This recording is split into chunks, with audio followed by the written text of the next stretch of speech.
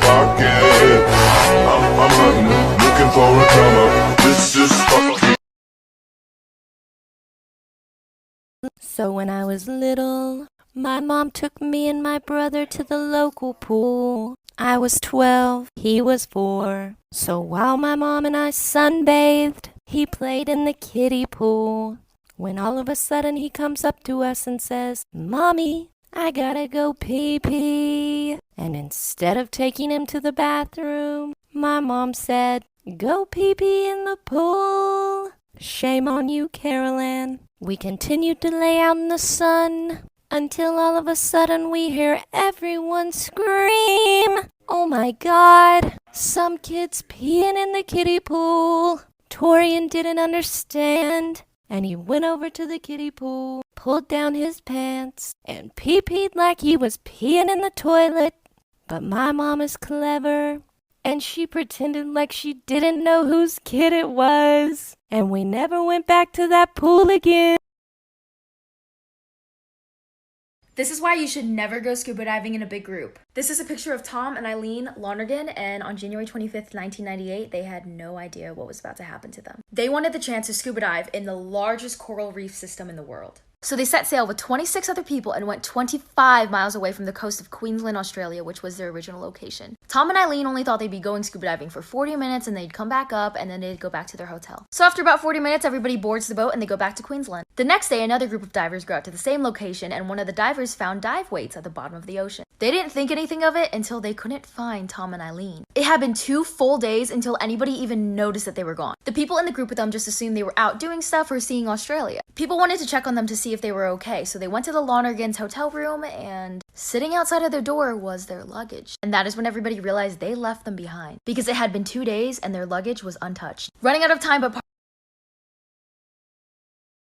Story time about how I got catfished and almost kidnapped. So because I just turned 18, I thought about signing up for a few dating apps. So I did. I matched with this really cute guy named Chris. And we chatted on the app for like 3 weeks back and forth. I would ask him to FaceTime, but he would always make up some lame excuse. Yes, ladies, there's a video dating app coming out soon, so no more lame excuses for sus boys. Anyways, so finally after asking him a bunch of times to hang out, we finally made plans to meet up for dinner. He gave me the address to the place and it was like 20 minutes from where I lived. And he told me that he was going to be wearing a baseball cap, and I told him that I was going to be wearing a white shirt and green jeans. So I took an Uber and got there at like 6 o'clock, but when I got in there, I didn't see anybody with a baseball cap on. While I'm looking around, all of a sudden somebody taps me on the shoulder. So I turn around and it's this older guy wearing a baseball cap, and he goes, "Oh, hi, I'm Chris." So I'm definitely feeling super sus at this point, but I'm too fucking nice to be like, "Ooh, get the fuck away from me." So I figured I might as well get a free meal out of this. So we sat down to eat Life for Part 2.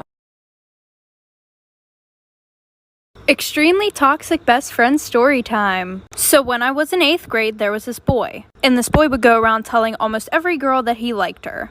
And I was one of those girls. And he would do stuff with all of us. And there were like 11 of us. So we all hated each other. Especially this one girl, and we're gonna call her Abby. And every time we saw each other, we would be super mean to each other. Well, a year passed, we stopped talking to this kid. And I bumped into her at homecoming and basically apologized. So after that, we became best friends. And everything was good until every time I told her about a guy, she would start talking to them. Like this one boy that I was Snapchatting and talking to, she accidentally sent nudes to him and said, "Oh, sorry, I meant to send them to my boyfriend." So then she called one of my other best friends and said, "No, it actually wasn't an accident." And of course he told me because he was my best friend. So I was like, whatever, and stopped talking to the boy. And she did it again, like for part 2.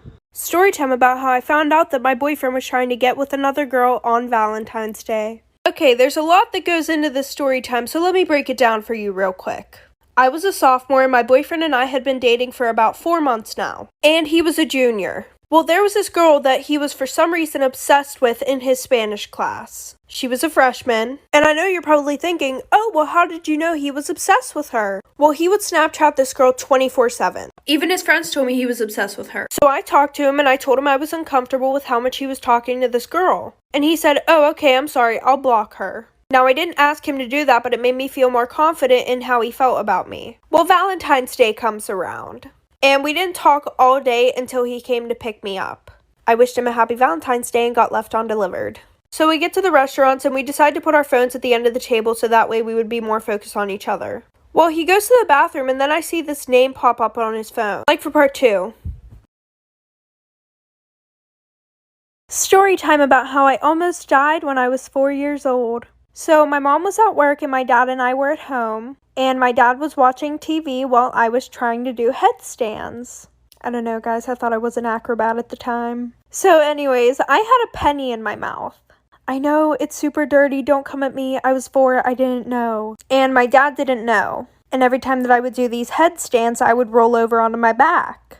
Well, I rolled over and I started choking. And my dad looks over and I'm laying on the floor literally like freaking dying. He's freaking the hell out. So he calls 911 and I got rushed to the hospital in an ambulance. And the penny was sticking straight up at the time, so nobody was really worried about getting it out right then and there. And my throat was like holding that penny in place, so no, my dad couldn't do the Heimlich or whatever the heck it's called. Well, the penny flipped. And I stopped breathing and everybody was freaking out and they had to hurry up and get it out before I died. So when I was 21 and right after I moved out to California, I got my first job interview and I was very excited, but I was trying to look professional and my nails were hideous, so I needed to get them done desperately day before the interview, okay? So I find this random nail salon by my house and I didn't have like a go-to salon at the time, but I was like, yeah, like let me just go there. I don't need anything crazy. So I go in and talk to the guy at the front. I was like, yeah, I just want some short acrylics with a neutral nail polish, you know, no big deal. And he's like, yeah, okay, I'll help you out. So I follow him to the chair and he starts laying the acrylic and the beads, you know, but guess what he didn't do? He did not smooth them out against the nail, y'all. So I'm watching the acrylic dry in chunky lumps, and I'm like, you know what? No, he's gonna fix it. Like he's gonna fix it with a drill or something. You know, you can't just leave it like that. Guess what? He left it like that, and even had acrylic dry underneath. And while I'm staring at this man in anger and disbelief at the end, you know what he says to me? I'm so sorry. I don't actually work here. I'm just helping out today. Yo. Story time about how I tried to get my boyfriend back for cheating on me, but I ended up with an STD instead.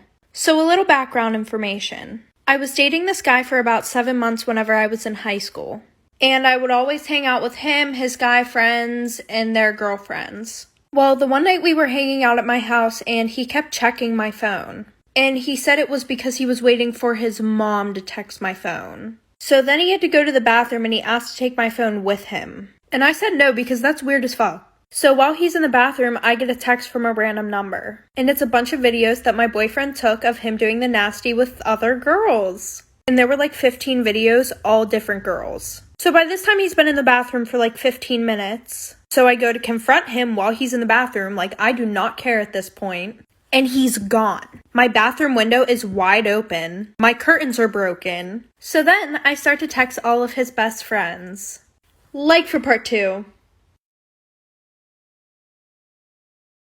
This is why you should never take a prank too far. Once there were 2 young twins who lived in a small town and they were known for constantly misbehaving. One day a man had passed away peacefully in his home and the twins wanted to play a prank on everyone else living in the town, so they snuck into the house and started messing with the man's body. One twin moved his mouth like a puppet and the other one poked his eyes out with a stick. As they were doing this, they heard footsteps. They couldn't find anywhere to hide, so they placed the body back in the coffin, then got in the coffin themselves and closed the lid. But what they didn't know was they were taking the coffin straight to the funeral. The people carrying the coffin noted that it was much heavier than usual but brushed it off. No one even noticed that the twins were gone until the coffin was lowered. The twins' mother appeared at the cemetery about the missing twins, which stopped the funeral and began a search. Eventually, the man carrying the coffin confessed that the coffin had weighed more than it was supposed to, so they lifted it out and opened the lid. They did find the boys there, but they found them lying on top of the body, whose hands were wrapped tightly around each of their necks. The twins had been strangled to death. I'm not sure if you guys are aware of this, but every single piercing that I have on my body, except for my first earring hole,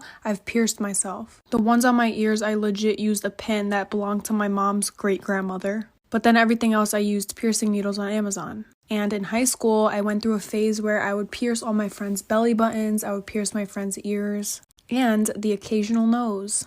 Ears and belly buttons were no big deal to me because I did a lot of those in high school. But when it came to noses, I only really did myself and like maybe a few other people. So when people asked me, can you pierce my nose, I would kind of feel a little bit uncomfortable. But you know what? I was still getting paid, so I was like, all right. One day, this girl asked me if I could pierce her nose, and I was like, yeah, sure, come over after school. So she comes over, and we're sitting in my living room, and I go to pierce her nose with the needle, and she starts gushing blood, like squirting blood everywhere, and she was wearing white jeans, and it got all over her jeans and ruined them. Come to find out, she was drinking the night before, but at least she left with her nose pierced. This is why you should always watch videos to the end. In 2003, a woman came home to her apartment to see that her door was unlocked. She went inside, nothing was missing, so she assumed she must have left it open. When it happened a few more times, but still nothing was missing in her apartment, she went out and got a camera, set it up in her apartment aimed at the front door. The next day, her door was unlocked, so she reviewed the footage. She watches in horror as late in the night, her front door opens and in walks this tall, creepy man who looks around and then walks towards her bedroom off camera. She immediately sprints out of her apartment and calls the police, who show up and tell her to go back in her apartment and just try to stay calm, and that they would put an officer right outside her door so she's safe. As she's sitting on the bed, totally traumatized, she realizes something. She only saw him enter her apartment on that video. She doesn't know if he actually left.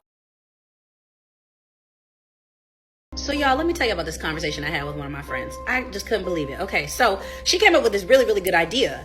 And I was like, yo, that's dope. You should do it. And she was like, I can't. I just looked on Instagram and saw that they already have that. I said, so why can't you do it? She was like, because it's already on Instagram. Somebody already did it. I said, okay, so why can't you do it? She said, because somebody already did it. I said, didn't Rihanna create Fenty like there wasn't MAC? Did she not create Savage Fenty like we didn't have Victoria's Secret and other lingerie stores? How many McDonald's and Burger Kings are across from each other like they don't sell the same food? How many beauty supplies is selling the same bundle on the same block?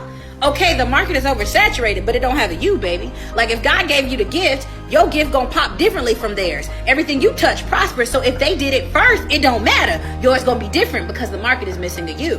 And she was like, oh, I never thought of it like that. Yeah, Rihanna wasn't thinking like that either. She just created because God gave her a gift. And now look, billionaire. You're sleeping on your dreams, kid. You're sleeping on your dreams. My client had cheated on me, but it's okay.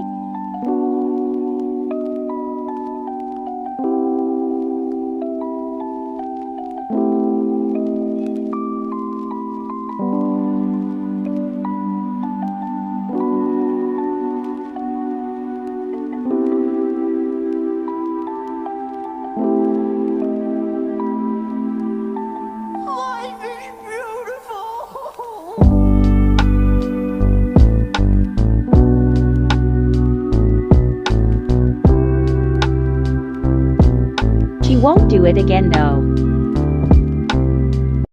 So when I was a sophomore in high school, I had this teacher who would only let the students in her class use the restroom one time per semester. Well, one day I raised my hand and I was like, excuse me, I don't remember her name. Can I please use the restroom? And she was like, no, you can't because you've already used the restroom in my class this semester. Well, excuse me, you can't dictate my bladder. So I'm like all frustrated, and I started secretly texting my mom because I wasn't allowed to use my phone in class. And I was like, Mom, I'm sitting in class right now. My teacher won't let me use the restroom. And she was like, I'll take care of it for you. And I was like, okay. So like 5 minutes goes by, and all of a sudden my teacher's phone starts ringing. And she walks up to it and answers it, and she's like, hello? Yeah. Okay, thank you. And then she walks up to me like so angry and she like slams the pass on my desk and she was like, since you have to go that bad. And I was like, yeah, I really do. Thanks. And I got up and left. I didn't even have to go to the bathroom. It was just the principle of it. I just roamed the halls. Be careful what you put in your body. In 2014, a couple returned to their home to find it trashed in baffling ways. There was lotion all over the door handles, all of their shoes had had their soles ripped off of them, and someone had dumped an entire can of paint all over the toilet. Despite the obvious break-in, the police come and can't find any evidence of theft, so they leave thinking the couple's not in danger anymore. That night, the couple hears scratching underneath their bed and what sounds like a crying animal.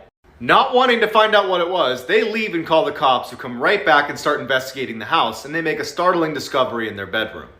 Wedged underneath the couple's bed was this 90-pound tiny little woman carrying a huge butcher's knife and a hypodermic needle. As they're taking this crazy lady away in handcuffs, one of the officers comes over to the couple and is like, so she was high on meth and for at least 2 hours, she had been burrowing a hole in the underside of your mattress with that knife to get to you. This is the story of the time that I got caught shoplifting. So I was friends with this girl, I think it was my freshman year of high school, and one day we decided that we wanted to go to the mall after school. So her mom picked us up, and my friend had decided to take out all of her books out of her book bag and just bring her empty bag. I don't remember talking about it like before we got there, but we were talking about how earlier that day in one of our classes, this kid that we were friends with was talking about how he finessed a backpack right from Kohl's and nobody even noticed. So we were like, wow, is it really that easy? Like, let's do it. So we go into JCPenney and we start taking a bunch of clothes into the dressing rooms. We took off the tags and put them in her bag. As she was leaving, she decided she wanted to finesse a new purse. So she was like, here, take my bag and then I'm going to take a new one. So then we literally stand in the middle of JCPenney and we start praying that we don't get caught, like for part 2. Storytime, my boyfriend beat up his ex-girlfriend because she tried to kill me. So it was my sophomore year in high school and I had just gotten with this guy who was fresh out of a relationship. And let me tell you a little bit about his ex-girlfriend. So before him and I even started dating, him and his ex-girlfriend were together for like 2 years. And guys, this girl was fucking psychotic. Like, let me give you a quick example. Last year, I had a class with him and her, and the teachers assigned partners for this one project. Well, her boyfriend got paired up with this other girl. And anybody who would even talk to her boyfriend would get jumped by her and 8 of her friends. So his girlfriend starts being buddy-buddy with this girl. And his girlfriend goes, oh, do you want to come to the bathroom to hit my dab pen? So the girl says, yeah, thinking that she's being all nice and shit. So they both go to the bathroom and they're gone for like 25 minutes. So I asked to go to the bathroom because I want to see what's going on. So I walk into the auditorium bathroom and nobody's really around that bathroom. And this bitch is getting beat the fuck up. Like for part 2. Storytime about the boy across the street who used to stalk me. So a little background information. My parents and I moved into a new house that was literally 5 minutes from where I used to live. But I went to private school, and almost all the other kids in my town went to the public school. So I didn't really know a lot of the kids in my town. Well, a week after we moved in, our neighbors across the street invited us to a barbecue. While we were there, I started talking to our neighbor's older son, and him and I started to get along really well. Like, in a flirty way. Their older son was a senior, I was a sophomore, and their younger son was a freshman. Well, I kind of talked to the younger son, but he was just like giving me really weird vibes. So for the next few weeks, I started hanging out with their older son a lot and we would talk all the time. Well, the one day whenever I went over their house, it was super weird. His younger brother kept saying, oh, I think I know you from somewhere. Like, I swear I know you. And I've always had a good relationship with my mother-in-law up until I was pregnant. My husband's side of the family hasn't had a girl born in the past 100 years. So when everyone found out I was pregnant with a girl, no one believed me. Everyone was so shocked when it was announced that most of them denied it up until the moment she was born. And that's when the horrible comments started. Whenever my husband wasn't around, my mother-in-law would make snarky comments like, I wonder where she got that nose. It's definitely not my son's. I never told him and let everything slide because she's older and she's my mother-in-law. But when I was pregnant with baby number 2, and yes, it was another girl, I told him to wait as long as possible because I know she wouldn't like the news. When she found out it was a girl, she started sobbing and screaming. She was calling me a whore and demanded that I get out of her house. Those girls are not ours. She's a whore, a slut. My son did not make those girls. She looked at me and said, I let you get away with it the first time. I took you in as family. I allowed my son to believe he fathered that brat, but I will not allow it again. My husband was yelling at his mom, and I got up and took my daughter and I ran to the car sobbing. One time I was behind the register at Victoria's Secret.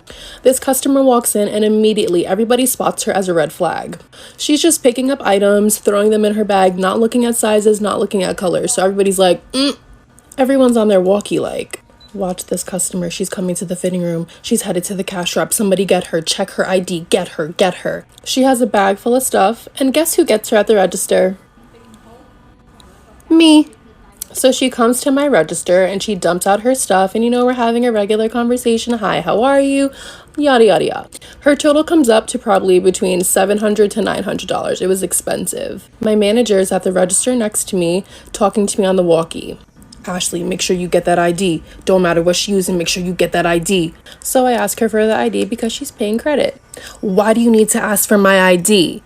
Just take it, run it. I'm like, no ma'am, I'm sorry, I need your ID for the purchase. She starts to raise her Part 2. and I was able to get into his phone because he stole my fingerprint from when we were best friends. So I unblocked myself on all social medias, and there was an ottoman pushed against the couch, so while he was sleeping, I was able to go lay next to him. So while I was laying next to him, I took a few pictures of us, and I saved them in his camera roll, and I also sent one to his girlfriend, and it was about 1 in the morning. Well, she opened it right away, and then she started going off and would not stop calling his phone. So after that, I turned his phone off. So he started to wake up, and then we started drinking more. And then we started fooling around. And while we were doing the nasty, I took a video. But he didn't see it because the phone was in front of me. And I had his girlfriend on Snapchat. So what did I do? I sent the motherfucking video to her. So the next day, obviously, he found out what happened. So then he came over to my house to talk to me. And I told him how I was upset that she was keeping him from me. So he broke up with her and started dating me. One time I was behind the register at Victoria's Secret. This customer walks in and immediately everybody spots her as a red flag. She's just picking up items, throwing them in her bag, not looking at sizes, not looking at colors. So everybody's like, Everyone's on their walkie like, watch this customer. She's coming to the fitting room. She's headed to the cash wrap. Somebody get her. Check her ID. Get her. Get her. She has a bag full of stuff. And guess who gets her at the register? Me. So she comes to my register and she dumps out her stuff. And we're having a regular conversation. Hi, how are you? Yada, yada, yada. Her total comes up to probably between $700 to $900. It was expensive. My manager is at the register next to me talking to me on the walkie. Ashley, make sure you get that ID. Don't matter what she's using, make sure you get that ID. So I ask her for the ID because she's paying credit. Why do you need to ask for my ID? Just take it, run it. I'm like, no ma'am, I'm sorry, I need your ID for the purchase. She starts to raise her voice. My friend ate her pets. Story time. When I was in college, living in the dorms, we were not allowed to have pets. And at the time, I was friends with this girl, and we're gonna name her Vicky. And she was known for not following the rules. So one day, Vicky decides that she's gonna get some pet snails and bring them into the dorms. So she buys like 4 snails, buys them a little bowl, gets them little decorations, and sets them up inside of her room. And she was able to keep them a secret for about a month. Until one day, we had room inspections. So the RAs go around inspecting everybody's room, and then they come to mine. And while they're in my room, I text Vicky and I'm like, hey girl, they're coming to your room next. Make sure you hide your pet snails. And she texts me back and she's like, oh shoot, what am I supposed to do with them? And jokingly, I was like, eat them. They do it in France all the time. So after a while, the inspections are over and I head over to Vicky's room. And when she opened the door, she looked kind of sad. So I was like, what's wrong? Did they find your snails? And she was like, no, I ended up eating them. And I look over and their bowl is empty. Have you ever wondered what's going on in a serial killer's mind? I'm going to explain to you Ted Bundy in 2 minutes or less. Warning for graphic violence, sexual assault, and murder. Ted Bundy, growing up, described his childhood as perfect, and this was far from the truth. At a young age, Ted Bundy discovered that his parents were actually his grandparents, and the woman he knew as his sister was actually his mother who had had him out of wedlock. When he found this out, he was very upset, according to his childhood best friend. When Ted's older, he becomes a law student, but he drops out and doesn't get a degree. And then he starts working for the Seattle Crime Prevention Advisory Commission, where he even wrote a pamphlet on rape prevention. Before Ted's first victim, there were 2 other women he had planned on assaulting but got spooked off. Sparks was sleeping in her basement room when Ted snuck in and beat her with a metal pole, assaulted her with the pole, splitting her bladder, and then left her to die. On August 16, 1975, Ted was arrested when he was found slowly driving through the neighborhood. What they found in his car. I was ringing up a dad and son, and the first thing I noticed about them is they were both wearing t-shirts with fish on them, so I knew they were probably used to catching shit, and I was definitely not about to let them catch an attitude. So the dad stopped me as I was ringing things up, and he said, whoa, whoa, whoa, that's supposed to be on sale. And I was like, oh, okay, just let me rescan it. And so I rescanned it, and the price was just like my weight. It just wasn't getting any lower. So I looked at him and I was like, this price is stagnant. And he was like, okay, we'll get someone else over here. So my coworker came over and she scanned the item and manually entered the item number, and the price just wasn't moving. And then the dad decided to elbow the son and go, haha, how many women does it take to scan an item? And then he elbowed him again and decided to repeat the joke. And I was just sitting there like, dang, you about to bruise his ribs. So then the dad took us to where he saw the sale sign, and lo and behold, there was a sale sign, but it was for a completely different product. So I looked at him and I said, see, this sign is actually for a different product, as you can see printed on here. And then I elbowed my coworker and said, haha, how many men does it take to read a sign?